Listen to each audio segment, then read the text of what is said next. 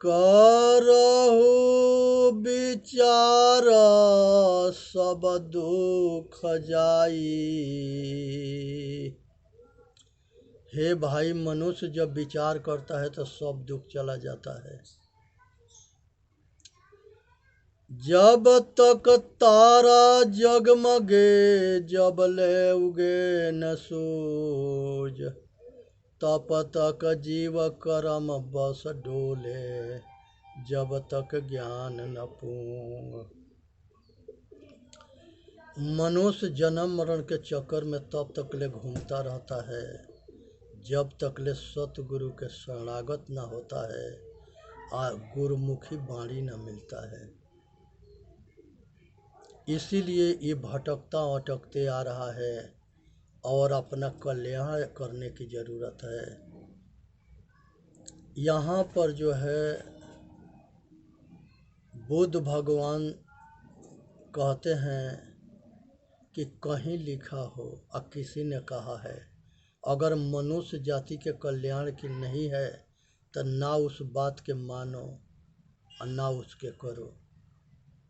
और किसी ने कहा है और कहीं लिखा है, अगर उससे मनुष्य के कल्याण होता है तो उसको अपनाने में कोई दोष ना है, वही धर्म है।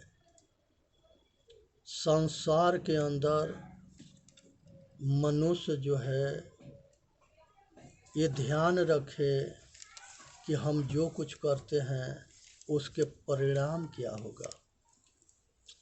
मनुष्य अज्ञानता बस सारे पाप करता है।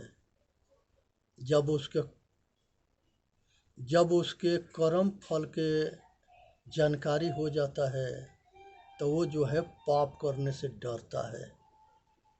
कृष्ण भगवान गीता में कहते हैं कि हे अर्जुन, जिस मनुष्य को ये पता हो जाता है कि जो हम करेंगे वो हम भरेंगे तो वो पाप नहीं करता है। दुख देंगे तो दुख मिलेगा, सुख देंगे तो सुख मिलेगा, तो वो किसी के दुख ना देता है। संसार के अंदर जितनी पक्षियां हैं, जितने पशु हैं, जितने कीड़ा मकोड़ा हैं, जितने जल के मछली है, ये सब के भगवान कौन है? मनुष्य है। मनुष्य के ऊपर कोनो भगवान ना है, उसके ऊपर पागलन के भगवान है जो कभी मिल नहीं सकता और ना कुछ कर सकता है। केवल मनुष्य के वो कल्पना के खोपड़ी में कल्पना रूपी भगवान है। उसको ऐसे समझे कि अज्ञान दशा में जीव कहे कि मोक्ष दशा में शिव। ये चेतन आत्मा जब मोक्ष हो जाता है तो संसार के जन्म मरण से छूट जाता है, वो परमात्मा होता है। लेकिन वो कुछ करता ना है, वो अपने स्वरूप में शांत रहता है, जागरूक रहता है, होश में रहता है, लेकिन वो पुरुष हो जाता है। वो इस पुरुष से बाहर आजाद पुरुष है वो, तो इसलिए उसको देव शक्ति कहते हैं। तो ये पुरुष को भी परमात्मा कहा गया है जो उसको दुनिया खोजता है। उसका कोई रूप ना है तो किसको खोजते हो भाई? राम कृष्ण बुद्ध महावीर सब मर के चले गए।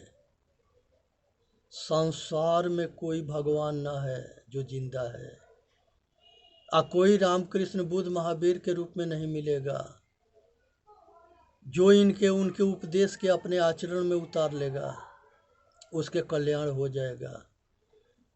आज जो नहीं उतारेगा वो मरेगा, विमौत मरेगा। दुनिया में कोई ताकत ना है कि उसको बचा ले।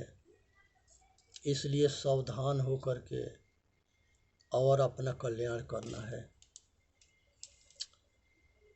एक समय जो है महात्मा गांधी बाहर जो है किसी काम से जा रहे थे और उनको जो है ट्रेन में एसी के टिकट था, उसमें अंग्रेज भी बैठे थे। अंग्रेजन के बर्दाश्त ना हुआ, कहे कि इंडियन ब्लैक डॉग हम लोगों के साथ, इंडिया के काला कुत्ता भी हम लोगों के साथ में चल रहा है। एक स्टेशन पर उनके सामान फेंक दिए और महात्मा गांधी के धक्का मार के अब प्लेटफार्म पर भगा दिए वो डब्बा से। महात्मा गांधी नौजवान थे तो उन्होंने प्रतिज्ञा किया कि एक समय ऐसा आएगा कि ये देश से हम अंग्रेजन के धक्का मार के बाहर करेंगे। महात्मा गांधी ये देश के लिए, राष्ट्र के लिए बहुत काम किए और बहुत परिश्रम भी किए और हिंदू मुसलमान सिख ईसाई सबको संगठित किए। उनका कहना था कि अल्लाह ईश्वर तेरा नाम सबके सन्मत दे भगवान। अल्लाह ईश्वर सबको जो है जोड़ते गए, एक ताकत बनाते गए और ताकत बना करके बहुत बड़ा संगठन खड़ा कर दिए। एक तरफ जो है शांति दल के लीडर महात्मा गांधी जी थे और क्रांति दल के लीडर सुभाष चंद्र बोस थे। सुभाष चंद्र बोस महात्मा गांधी के समझाना चाहते थे, लेकिन ये जो है सुभाष चंद्र के विचार से सहमत नहीं थे और महात्मा गांधी के विचार से सुभाष चंद्र बोस सहमत नहीं थे। इसलिए कि सुभाष चंद्र बोस के विचार था कि अपना अधिकार जो है भीख मांगने से ना मिलता है, जबरन छीनना पड़ता है। और गांधी जी के विचार था कि हाथ गोड़ जोड़ करके अगर कोई एगो थापर एगो गाल में मारता है तो दूसरा गाल घुमा दो, उस पर भी वो जमा देगा, क्योंकि वो शैतान है, वो शांति के पाठ नहीं समझता है। तो इसलिए ऐसे शांति के स्थापना मत करना जो गाल पिटवा के, मुंह पिटवा करके आ सब कुछ को छोड़ करके मरना पड़े। कहा गया है जैसा के तैसा मिला, मिला सोम के सोम, राजा को राजा मिला, मिला डोम के डोम। जैसा जो मिलता है उसके संग वैसा ही बरतो। यहाँ पर महात्मा गांधी आए, देश के बहुत लोग के बलि देना पड़ा, कुर्बान देना पड़ा, मरना पड़ा देश के लिए, राष्ट्र के लिए। और एक तरफ तहलका जो है सुभाष चंद्र बोस मचा दिए थे, एक तरफ ये सब कांग हिंदुस्तान के सब क्रांतिकारी मचा दिए। मजबूर हुए सब अंग्रेज हिंदुस्तान के छोड़ के चले गए, देश आज़ाद हुआ। वो सब जो है इसमें फूट डाल दिए, फूट डालो, राज करो, मूर्ख बनाओ, पैसा कमाओ। हिंदुस्तान पाकिस्तान के बंटवारा हुआ और उस बंटवारा में लाखों के तादाद में लोग मरे, लाखों के तादाद में हिंदू पाकिस्तान में बेटी बहन जमीन जायदाद छोड़ के हिंदुस्तान आए। किसी के बहन माता बेटी परिवार के पता न कौन कौन छूट गए। उसी तरह से हिंदुस्तान से जो पाकिस्तान गए उनके परिवार हिंदुस्तान में छूट गए। इस सब के दोषी जो है कौन हुआ? जो देश के बंटवारा किया। एक षड्यंत्र रचा गया और वो षड्यंत्र के सबसे बड़ा हीरो जो है जवाहरलाल नेहरू थे, जो ये देश के बंटवारा करवाना चाहते थे।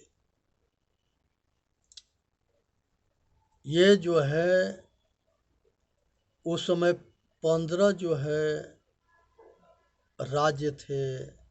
अब 15 राज्य के अध्यक्ष के चुनाव हुआ, उसमें 13 वोट जो है सरदार वल्लभ भाई पटेल के मिला और 2 वोट इसके जो नेहरू जी के मिला, जवाहरलाल नेहरू के। महात्मा गांधी से ये जा कर के कहे कि बापू प्रधानमंत्री हमके बन जाने दो और नहीं तो हम विद्रोह कर देंगे, आई कांग्रेस पार्टी के खंड खंड कर देंगे, तोड़ देंगे। कहें कि ये अंग्रेजन के पिठलग्गू थे, ये दो तरफा चलते थे, दुमुहा सांप थे। ये देखे महात्मा गांधी की ये खेल खराब कर देगा, तो उनके बात मान करके और सरदार वल्लभ भाई के मना करके और जवाहरलाल नेहरू के प्रधानमंत्री बनवा दिए। आज जवाहरलाल नेहरू सुन्नी मुसलमान थे। इंदिरा गांधी फिरोज खान से शादी करी तो ये गांधी हो गए, वे खान नहीं रहे। तब बहुरूपिया कितनों भेष बदलेगा, लेकिन काम वही करेगा जो उसके शेर के मुँहे खून लगता है तो कहीं जानवर के मार के खा जाता है। उसी तरह से जो पीछे के नरसंहार करते आए वही खूनी खेल ये प्रधानमंत्री होने के बाद भी कराए। और जो विश्वास करते गए, जो भरोसा करते रहे, वो पारापारी सब मरते गए। जो कांग्रेस के विरोध किए कोई सुरक्षित ना है, सब मारे गए। चाहे वो फिरोजे खान क्यों ना हो, वो भी षड्यंत्र से मारा गया। यहाँ तक ले कि राजीव गांधी इंदिरा गांधी ये भी उसी षड्यंत्र से मारे गए। महात्मा गांधी ये भी उसी षड्यंत्र से मारे गए। पाकिस्तान के और बांग्लादेश के बंटवारा में लाखों के तादाद में लोग मारे गए थे। ट्रेन लाश से भर के महीना दिन आता रहा। नाथूराम गोड़ ने कहा कि बापू ये खून खराबा रोक दो, न तो भरी सभा में हम गोली मारेंगे। महात्मा गांधी को नाथूराम गोड़ ने कहा था। अब महात्मा गांधी के पार्टी के और उन्हीं के काफ़ी नज़दीकी जो है नाथूराम गोड़ नेता थे। महात्मा गांधी कोशिश किए लेकिन उनके बात कोई मान ना रहा था, वो मजबूर हो गए। एक उनका बड़ा लड़का था, उसने एक मुसलमान लड़की से शादी कर ली है। जब कोई ये हरकत मुसलमान के खिलाफ करते थे तो महात्मा गांधी के सामने उसको जूता से पीटा जाता था, मारते थे सब। अब ये मजबूर हो गए, गांधी बाबा मजबूर हो गए। अब फिरोज खान से शादी होने के बाद जवाहरलाल नेहरू भी मजबूर हो गए। और यही दोनों अच्छे उस समय के पकड़ इन लोगों के थी, ये दोनों मजबूर हो गए। जो बंटवाने वाले थे देश के टुकड़ा कर दिए, बांग्लादेश पाकिस्तान, और वो गए नहीं, सब यही है। ये अभी फिर दूसरा टुकड़ा करने के लिए तैयार है। जम्मू कश्मीर मांगते हैं सब। इसलिए जो है सावधान रहे, इस षड्यंत्र को समझने के प्रयत्न करें। बहुत बड़ा बीमारी है, प्रेम जाल में लड़कों के फंसाओ, अधर्म परिवर्तन करा दो। बहुत बड़े स्तर पर ये काम चल रहा है, बचने की ज़रूरत है। नहीं तो जिस तरह से ईद बकरीद में जानवर को मार के खा जाते हैं, वैसे ये आदमी के भी मार के खा जाएंगे। ये पीछे से खाते आए हैं। भाईचारा के मतलब है कि पहले भाई बनाएंगे, उसके बाद चारा बना के मार के खा जाएंगे। होश में रहनी है, बेहोश ना होनी है, कहीं अटकना भटकना भरोसा ना करनी है, अपना कल्याण करनी है, सजग रहनी है। अपना आत्मबल को जगाओ, अपने आप पर स्थिर रहो और अपना कल्याण करो। संसार में ये सब जो है बहुत बड़ा षड्यंत्र है, इसके पीछे बहुत लोग मारे गए। पंडित दीनदयाल उपाध्याय जो है उसको धोखा से मार के मुगल सराय स्टेशन पर उनके लाश मिली थी। आज मोदी जी उस मुगल सराय स्टेशन के नाम पंडित दीनदयाल उपाध्याय के नाम से रखे हैं। क्या दीनदयाल उपाध्याय जानते थे कि आगे चल के ये स्टेशन के नाम हमारे नाम पर होगा? नहीं जानते थे, लेकिन अच्छा काम करते थे देश हित में, इसलिए आज देश उनको याद करता है। इसलिए अपना कीर्ति अमर रखना चाहते हो तो देश के, राष्ट्र के, समाज के हित में काम करो। ऐसा काम करो कि दुनिया याद रखे, अपना पहचान बने। तो इसलिए सावधान होनी है। इसी तरह से जो है श्यामा प्रसाद मुखर्जी के जम्मू कश्मीर में एक सभा में गए थे, उनको वहाँ धोखा से मरवा दिया गया। ये सब बाहर के लोग नहीं मरवाए, अपने मरवाने वाले थे। इसलिए बहुरूपिया पर भरोसा मत करना। ये कब खतरा करेंगे, कब जतरा खराब करेंगे, कोई पता ना है।